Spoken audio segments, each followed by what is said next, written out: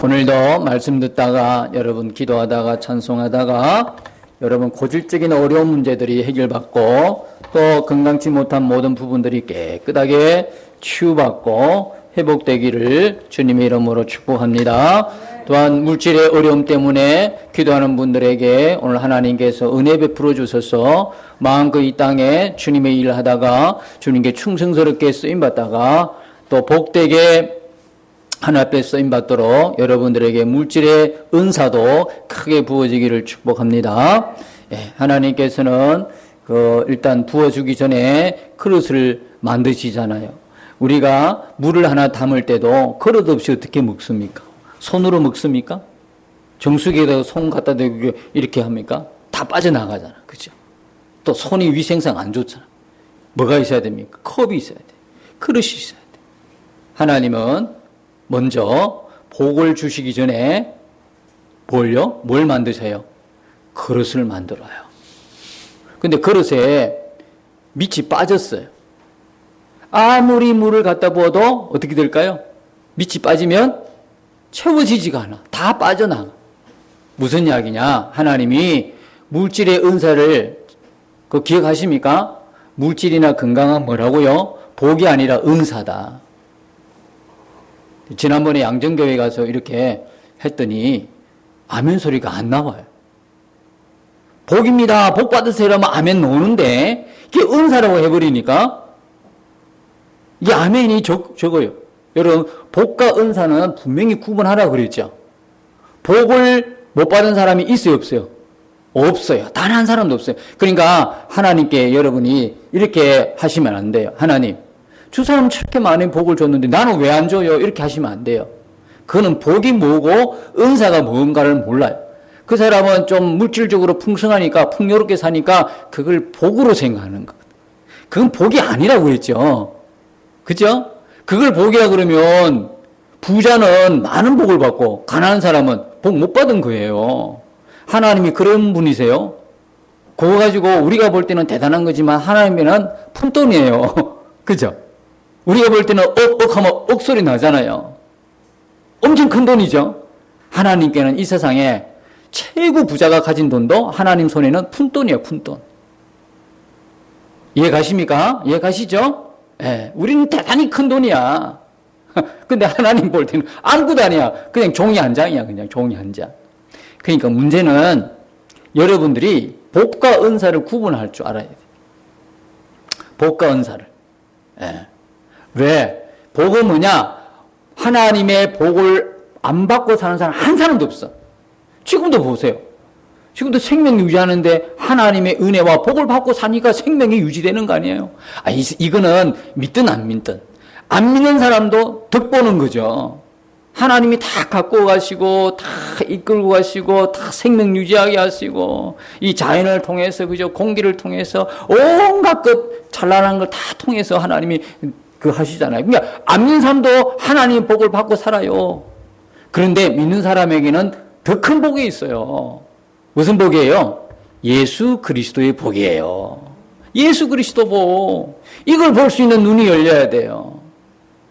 예수 그리스도께서 주시는 복, 안 믿는 사람은 하나님이 골고루 주는 복이지만 예수 그리스도의 복이 없잖아요. 근데 믿는 사람은요, 이게 왜 은혜예요? 여러분이 믿으려고 해서 믿어졌나요? 그 믿음은 여러분이 예수님을 믿는 그 믿음은 여러분의 것인가요? 아니잖아요. 우리는 아무리 노력하고 힘써도요, 믿음 자체를 가질 수 있는 존재가 아닌 거예요. 믿기보다는 안 믿기 쉬운 게 우리의 존재예요. 믿고 사는 것보다 안 믿고 사는 게 훨씬 편하다고 생각하는 게 우리예요. 그런데 웬 은혜입니까? 어제도 열대 아주 심했지요. 우리는 그냥 최고 높은 곳에 있어도요. 어제는 상당히 더웠어요. 바람 한 점 없더라. 그리고 가장 위에 있으니까 위에서 내려오는 복사일 때문에 참으로 참 힘든 밤이었는데 조금 밑에 있는 분들은 과연 잠을 이루었을까? 그죠? 열대야 때문에 잠을 못 이루잖아요. 그리고 여름철 되니까 여러분 입맛이 별로 없잖아. 그죠? 그리고 자는 둥 마는 둥 하니까 얼마나 힘들겠어요. 그럼에도 불구하고 오늘 주일 주일날 이렇게 주일날을 지키고 하나님 앞에 예배하는 게 내 인생의 최고의 복이다 생각하시고 나왔잖아요. 하나님 관계가 우리의 복이다 이 말이에요. 하나님과 나와의 이 관계가 복으로 볼 수 있는 눈이 열렸다는 게 얼마나 은혜예요. 이게 얼마나 큰 은혜예요. 예수 그리스도가 나에게 준 그 복을 받고 살잖아요. 구원의 복을 받고 살잖아요. 내 믿음이 내 것이 아니었잖아요. 성령을 통해서 우리로 하여금 예수님을 믿게 하셨잖아요. 복 못 받은 사람은 아무도 없어요. 다 받았어요. 근데 이제 그 다음에 은사. 내게 아니에요. 내게 아닌데 있는 게 은사란 말이에요. 그러니까 이 은사는 내게 아니란 말이에요. 맡겨주신 거예요. 자, 물질도 내게 맡겨주신 거예요. 건강도 알고 보면 내게 맡겨주신 거예요. 이 건강 유지하는 그 책임이 내게 있어요. 하나님께서 우리를 건강케 태어나게 하셨는데 막 살아버리는 거예요. 그냥 운동도 안 하고 예를 들어서 자기가 할 수 있는 그 어떤 책임적인 일들을 안 하는 거예요. 먹지 말라고 하는 거는 막 그냥 부어 마시고 막 하다가 독한 건 다 먹고 하다가 운동도 안 하고 이러면 점점 몸이 상해지잖아요. 그 상해지면요, 하나님이 건강도 은사를 주셨기 때문에 나중에 하나님이 물으셔요. 내가 준 거 어떻게 됐냐? 우리에게 왜 건강 주셔요? 예? 죄지으라고 건강 주시나요? 뭐 때문에? 하나님 나라를 위하여 쓰임받는 그릇으로 불러주셨으니까 하나님의 영광을 위해서 쓰임받는 그 은혜로 우리를 건강하게 하시는 거거든요. 우리에게 왜 돈 주셔요? 나만 잘 먹고 잘 살라고요? 배부르게? 아니에요. 하나님 나라를 세우기 위한 도구로 우리를 주신 거죠. 근데 이런 것들이 다 이제 하나님이 그릇을 준비하는 건데 그릇이 준비가 안 되는 거야. 돈 주면 돈 주는 대로 타락해버리는 거거든. 건강하면 건강한 대로 타락해버리고. 여러분 간증 많이 들어보셨잖아요. 그죠? 그 준 재물 때문에 오히려 하나님의 영광이 나타나는 것이 아니라 타락의 길로 갔던 사람들의 그 간증들. 건강 줬더니 그 건강 때문에 오히려 죄를 짓고 다녔더라는 그 간증들 많이. 그리고 나서 한번 인생에 큰 데미지를 입고 큰 환난을 만나고 나서야 그때 정신 차리는, 그때 주님을 만났다 하는 게 사실은 간증이잖아요. 근데 사실 이런 간증은요, 아파요.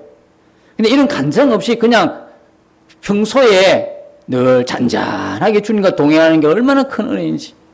꼭 이렇게 뭡니까? 절벽에 떨어지고 다시 일어났다가 또 떨어지고 이런 막 그냥 굴고 있는 인생을 살아봐야 이게 인생입니까? 그렇지 않은 인생도 얼마나 많습니까? 평탄한 가운데 주님이 주시는 그 은혜와 그 복으로 이렇게 살아가는 것도 얼마나 중요한지 몰라요. 그래서요, 여러분, 하나님은 오늘도 나를 그릇 만들어 가시는 거거든. 그릇에 밑동이 떨어져봤자, 밑동이 훤히 뚫어졌는데 물을 부어봤자 아무 소용없는 거예요. 하나님, 내게 왜 안 주세요? 따지기 전에 내가 어떤 그릇인가? 하나님 나를 하나님이 사용하시는 그릇으로 만들어 주옵소서. 이렇게 하면서 여러분들이 꾸준하게 하나님을 바라보면서 기도하고 나아가면 하나님 때가 탁 되면 하나님이 뭐 하셔요? 우리를 사용하시는 거예요. 사용하신다고요. 여러분 지금 기도하다가 참 무더운 이 여름 날씨처럼 지쳐버린 기도 제목이 있죠. 응답이 안 되는 거예요. 계속 기도도 응답 안 되는 거 있죠. 낙심하지 마세요. 언젠가는 열매 맺습니다. 언젠가는 열매 맺습니다. 여러분 가족 구원을 위해서 기도하고 계시죠? 언젠가 하나님이 그 가족의 복음화를 이루어 주시는 겁니다. 여러분 자녀들 돌아오도록 기도하죠? 네, 돌아옵니다. 네, 돌아옵니다. 설상 내가 살아있는 그 못 보더라도 내가 이 땅을 떠나서라도 돌아옵니다. 미국의 유명한 무디 전도자 이야기 있잖아요. 친구들을 위해서 그 친한 친구들에서 기도했더니 어떤 친구는 5년 만에 돌아오고 어떤 친구는 10년 만에 돌아오고 어떤 친구는 15년 만에 20년 만에 돌아오더라고. 어떤 친구는요 무디가 죽고 나서 돌아오더라는 거. 그래서 성도가 기도하는 건 하나도 땅에 떨어지는 게 없다는 거예요. 하나님이 반드시 들으신다. 들으시고 하나님이 응답하셔서 구원하신다는 거거든요. 그러니까 우리 기도는요, 안 하면 안 할수록 손해예요. 하면 할수록 이득이에요. 유익한 거예요. 하나님이 그 응답을 우리의 기도에 응답하게 되어 있기 때문에 그래요. 그죠? 그러니까 기도를 꾸준하게 날씨가 춥든 무덥든 꾸준하게 기도하는 이 삶이 우리에게 하나님이 주신 은혜다 이 말이에요. 그래서 하나님이 그릇을 이렇게 만들어셔서 복을 주시고 또 은사를 주시고 각종 좋은 것들로 주셔서 우리의 삶에 하나님의 영광과 기쁨이 되도록 살도록 하신다 이 말이거든요. 자, 오늘 말씀 이게 신명기 31장에 모세가 마지막, 우리가 지난 시간까지 여호수아 다 봤잖아요. 여호수아가 마지막 가는 순간에 뭐하고 갑니까? 나는 간다, 잘 있으라. 이 지긋지긋한 이스라엘 백성들아, 참 얘 많이 먹었다. 아우, 너희들 인도한다고 내 진짜 체중 얼마나 빠졌는지 아냐? 제명에 못 살고 가겠다. 이렇게 하고 간 게 아니라 끝까지 하나님이 맡겨준 사명 다 하고 갔잖아요. 어떤 사명? 네? 어떤 사명? 이스라엘 백성들이 누구라는 걸 이야기하잖아요. 너희들은 누구다? 언약의 백성이다. 하나님의 언약은 이런 것인데 너희들이 그냥 세상에 존재하는 존재가 아니다. 언약의 하나님의 언약인 언약의 백성이다 해가지고 다시 그 언약을 상기시키고 하나님과의 뭡니까? 갱신을 시키잖아요. 정신 차리라는 거거든. 왜? 계속 잊어버리니까. 계속 잊어버리니까. 그래서 여호수아도 가면서 두 가지를 당부합니다. 어떻게? 하나님을 경외하라. 두 번째는 뭡니까? 하나님만 섬겨라는 거. 어떻게? 진실함과 온전함으로. 섬겨라. 이 영어의 단어는 서비스입니다. 예, 월십. 예배를 말하는 겁니다. 그러니까 하나님을 경외하는 게 첫 번째 나타나는 우리의 자세는 뭡니까? 예배로 나타난다 이 말입니다. 하나님을 경외한다. 여러분, 우리의 예배는 하나님 앞이죠. 우리가 찬송할 때 사람들이 듣기 좋으라고 사람들 앞에서 내가 찬송 잘하는 거를, 인도 잘하는 거를, 찬양 인도 잘하는 거를 사람들이 봐주겠지? 사람만 의식하고 사람 앞에서 찬양하면 하나님이 뭐라고 생각하시겠어요? 아니, 이 찬양은 누구에게 드리라고 준비된 거예요, 지금? 하나님 받으시라고 우리 찬양하는 거잖아요. 하나님 받으소서 나의 찬양을 이러는데 찬양 인도자나 찬양하는 사람들이나 모든 예배 이 자리에 앉아있는 우리가 하나님을 의식하지 않고 어떻게 찬양하지? 예배 인도자나? 그리고 찬양의 어떤 그 스킬, 기술, 찬양이 잘한다 못한다? 반주를 잘한다 못한다? 여기에 집중해버리면 진짜 이 찬양을 받기 위해서 여기에 임재해 계시는데 하나님은 어떻게 되겠어요? 에? 아니, 하나님 예배 받으시는 분인데 우리는 지금 하나님을 예배하러 왔는데 하나님은 전혀 우리가 의식을 못해, 인식을 못해.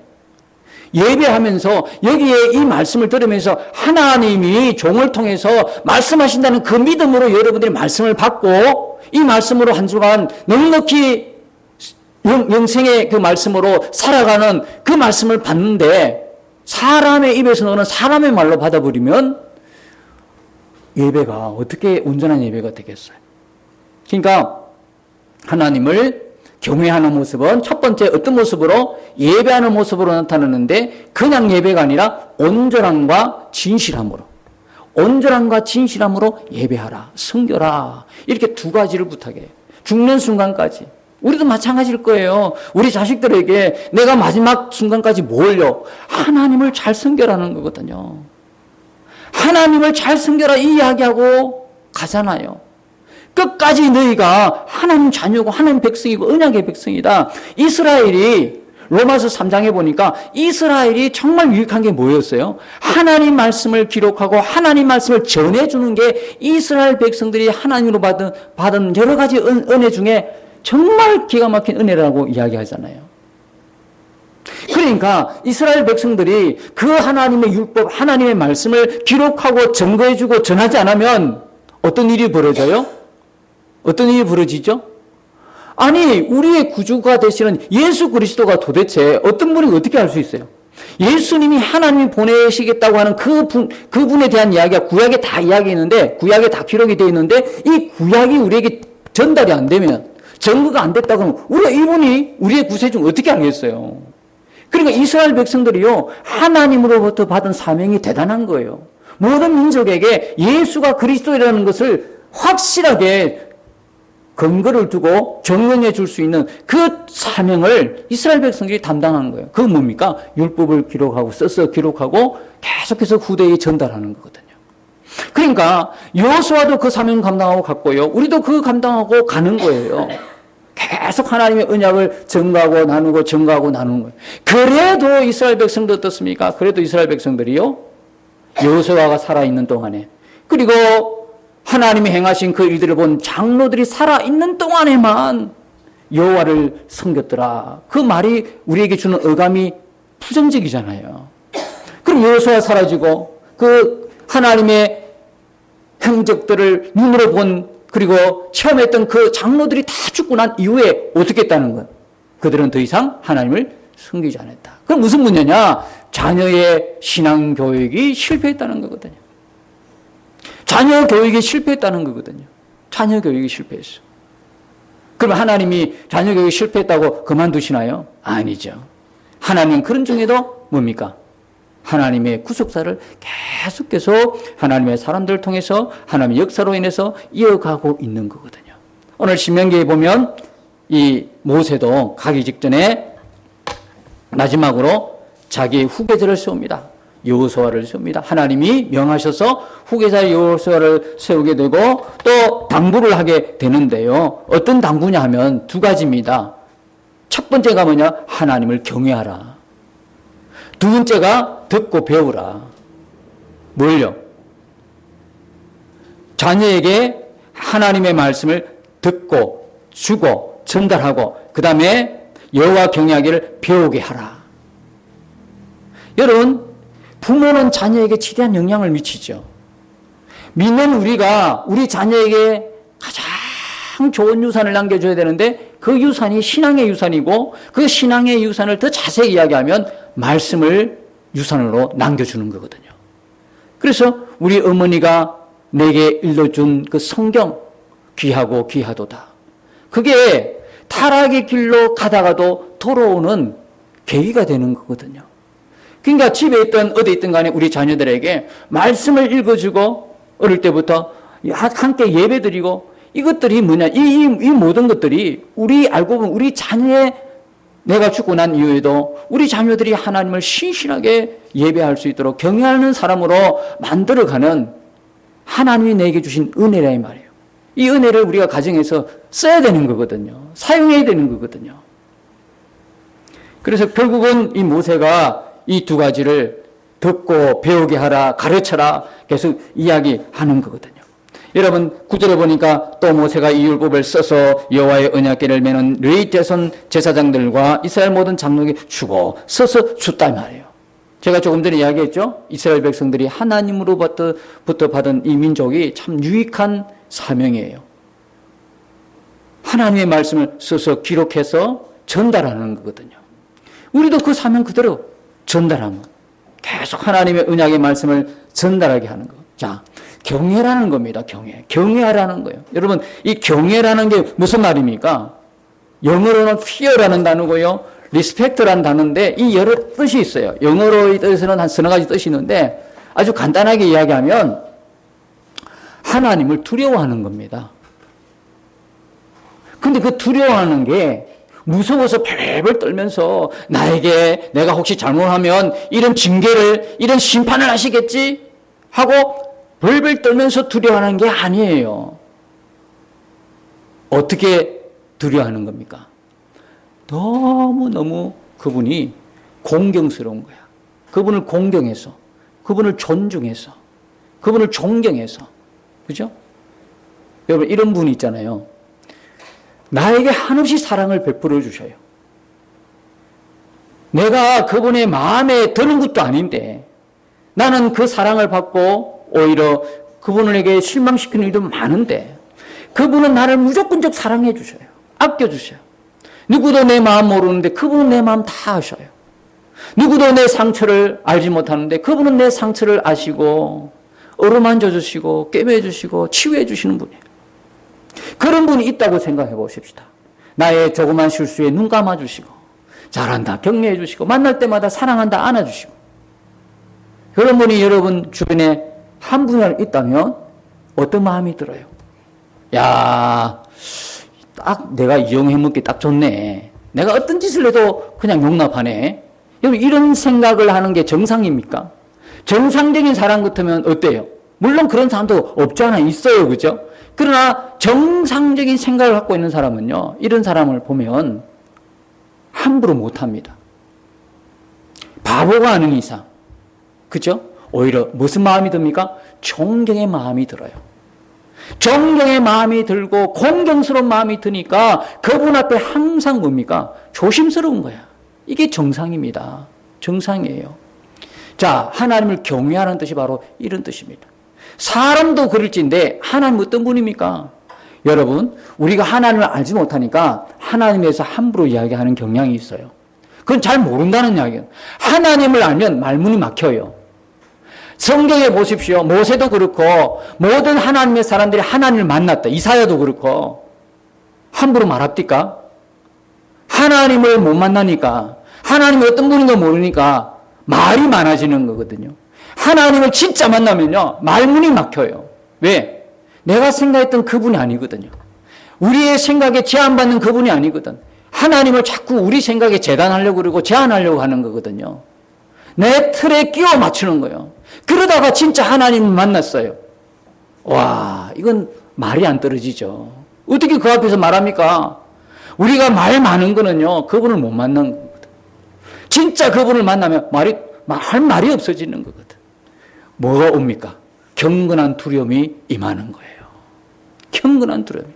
여러분, 우리가 구청장을 만나도요, 우리 자세가 달라집니다.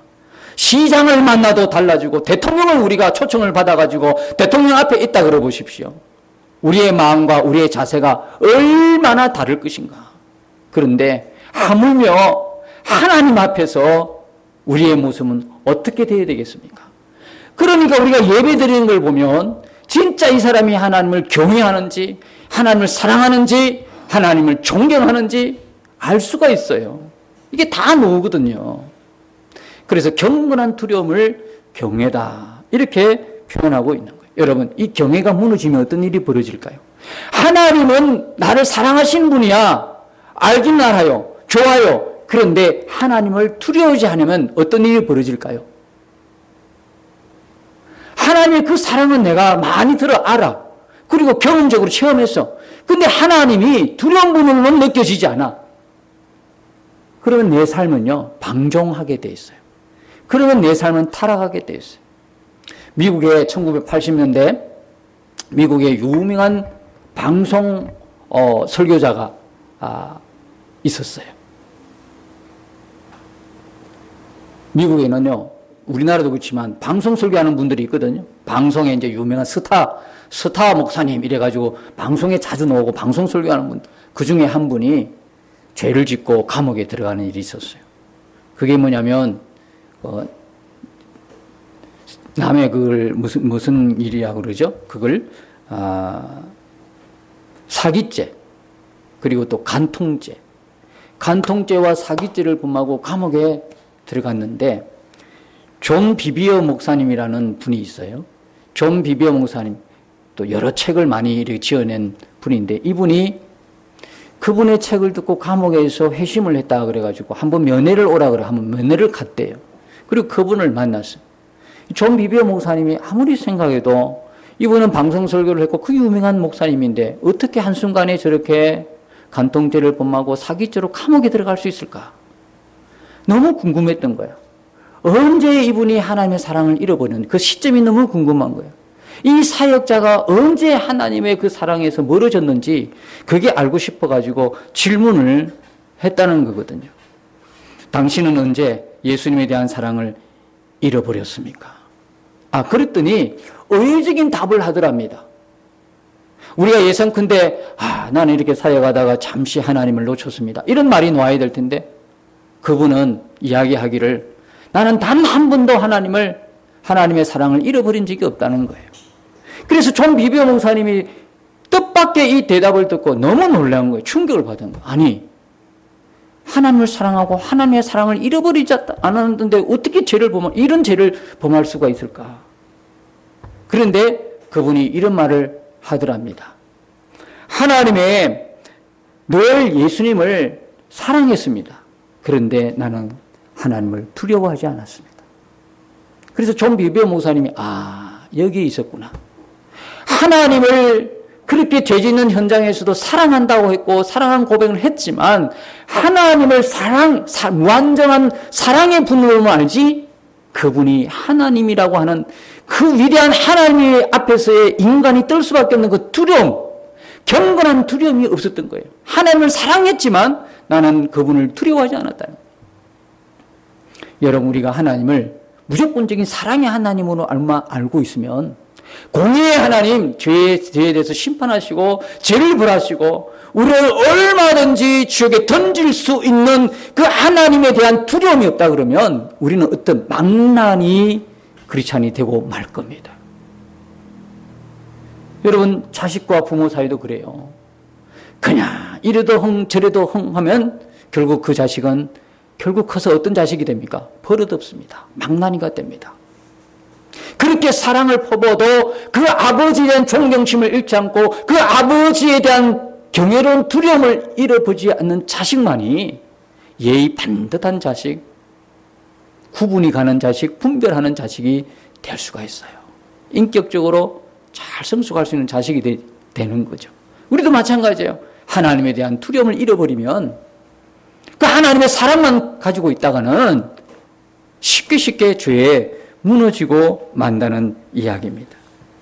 하나님을 경외할 줄 모르면 우리가 비극을 초래할 수 있습니다. 이 사역자뿐만 아니라 우리가 지금 듣고 있는 여러 가지 불미스러운 일들이 있죠. 교회 장로님이나 권사님이나 집사님이나 성도들로 인하여 우리가 듣는 여러 가지 불미스러운 일들의 모든 원인은 바로 하나님의 경외함을 떠났기 때문에 일어난 일들이라는 거예요. 우리가 지금 가장 회복해야 될 게 뭐냐? 하나님의 경외함을 회복해야 되는 것입니다. 여러분, 하나님과의 친밀함이 우리에게 중요한데, 하나님의 그 친밀함, 하나님이 뭘 원하시겠어요? 우리가 하나님을 두려워하고 무서워 떨는 심판하신 하나님 때문에, 죄진 것 때문에 심판하신 하나님 때문에 떠는 그 우리를 하나님이 원하시겠어요? 그런 성도를 하나님이 원하시겠어요? 하나님이 진짜 원하는 거는요, 하나님과 친근한 성도를 하나님이 기뻐 원하시는 거거든요. 하나님과 친밀하고 친근하기를 원하는, 가까이 다가온. 근데 여러분, 그 친밀함 전에 뭐가 전제돼야 됩니까? 하나님을 경외함이 전제가 돼야 돼요. 하나님의 경외함이 없는데 하나님 친밀하지 않아요. 하나님과 친밀함은 반드시 하나님을 경외함이 따라와야 되는 거거든요.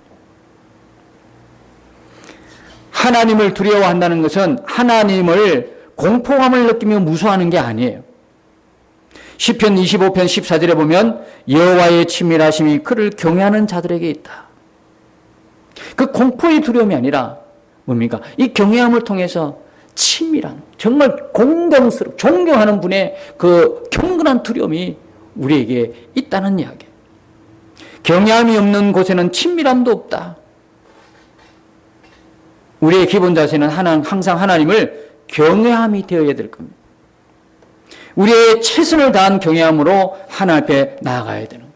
하나님과 친밀함의 지름길은 하나님을 경외하는 거예요. 여러분, 하나님을 경외한다는 건 또 다른 말로 무슨 이야기냐? 하나님이 사랑하는 걸 내가 사랑하고 하나님이 미워하는 걸 내가 미워하는 거예요. 하나님께서 중요한 건 나도 중요한 것이고 하나님께 사소한 일은 나에게도 사소한 일이 되는 거거든요. 그리고 모든 중심의 기준이 뭐냐면 하나님이 될 때에 우리가 하나님을 경외한다. 이렇게 이야기하는 거예요. 우리가 하나님을 경외하지 않는데 이 예배 가운데 하나님의 임재가 있다고 우리가 믿는 것은 앞뒤가 안 맞는 거예요. 하나님을 가장 높이는 곳에, 하나님을 높여 찬송하는 곳에, 하나님의 경외함이 넘치는 곳에 하나님은 당신의 영광을 드러내기를 원하시고 하나님의 임재를 보여주시기를 원하신다는 거거든요. 우리 예배가 하나님의 임재로 충만하기를 원한다면, 진실로 원한다면 우리 마음이 하나님의 경외함으로 가득 채워져야 될 줄로 믿습니다. 조지 물러 목사님이 이런 말씀했어요. 그분이 학교 다닐 때 할레 대학교에서 신학 공부할 때 신학생 900명 중에 9명 정도가 하나님을 두려운 사람이었다. 900명 중에 9명. 세상에 이럴 수가. 오늘날 하나님의 백성들이 가장 큰 죄악이 뭐냐? 하나님을 기뻐하지 않는 것과 두려워하지 않는 것이다 말합니다. 사랑하는 성도 여러분, 하나님은 우리를 너무너무 사랑하죠. 그러나 우리는 그 사랑하는 하나님 앞에 경건한 두려움으로 나갈 때 하나님은 하나님이고 우리는 우리가 되는 거거든요. 하나님의 그 은혜 안에 감사할 줄 아는 성도가 되고 하나님의 그 위대하심 앞에 찬양과 영광을 돌리는 하나님의 백성이 되는 것입니다. 모세가 마지막으로 가면서 이것을 그의 후손들에게 남겨줬듯이 우리도 역시 우리의 자녀들에게 하나님의 경외함을 남겨주되 먼저 내가 우리 자녀들에게 하나님을 경외하는 사람으로 본이 되어야 될 것입니다. 우리가 첫 번째 예배 자리에서 우리 자녀들에게 그 예배의 모습을 하나님을 경외하고 하나님을 경건하게 두려워하는 그 모습으로 하나님을 찬송하고 예배하는 그 모습을 우리 자녀들에게 보여줄 때 우리의 자녀들이 우리의 대를 이어서 그도 하나님 앞에 경건한 예배자가 되어지는 것이죠. 여러분, 지금 내가 드리는 예배를 우리 자녀가 똑같이 드린다고 생각하면 여러분 마음이 든든하십니까? 아니면 끔찍하십니까? 우린 돌아봐야 됩니다. 나 하나로 끝나지 않습니다. 내가 받은 이 구원의 은혜와 구원의 영광은요, 나 하나로 끝나지 않고 대대로 우리 자녀들에게 유산으로 내려간다는 사실을 우리는 꼭 잊지 말아야 될 것입니다. 우리 교회가, 우리 성도 모두가, 우리 모두가 진실함과 온전함으로 하나님을 경외하여 예배드림을 통해서 우리의 예배를 하나님 기뻐 받으시고 우리가 예배 드릴 때마다 하나님의 그 임재로 충만하고 여러분들이 가정에 있으나 직장에 있으나 여러분의 삶의 현장 어디 있든 간에 하나님께서 여러분들을 가까이 두시고 그 동행의 기쁨을 우리 모두에게 주시기를 소원합니다. 그런 모든 은혜와 축복이 저와 여러분에 있으시기를 예수님으로 축복합니다.